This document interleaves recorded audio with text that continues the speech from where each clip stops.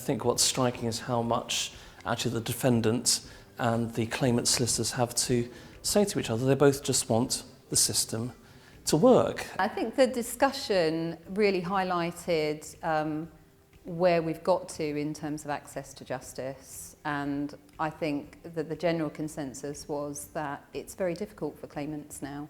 It's a very, very different landscape, it's a different framework, and there are consistent and constant challenges. What strikes me is that LSPO is universally unpopular amongst the claimant sector, but actually the claimant sector has found a way to manage and to sort of thrive in some ways, in spite of the constant kickings that it seems to receive from ministers.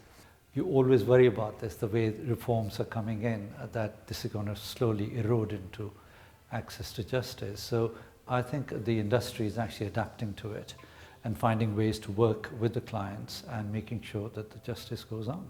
LSPO definitely did what the government intended. It reduced the numbers of claims going through the courts and reduced cost, but it certainly also reduced access to justice. There is a lot of agreement between all the parties within the sector about things that are not working well.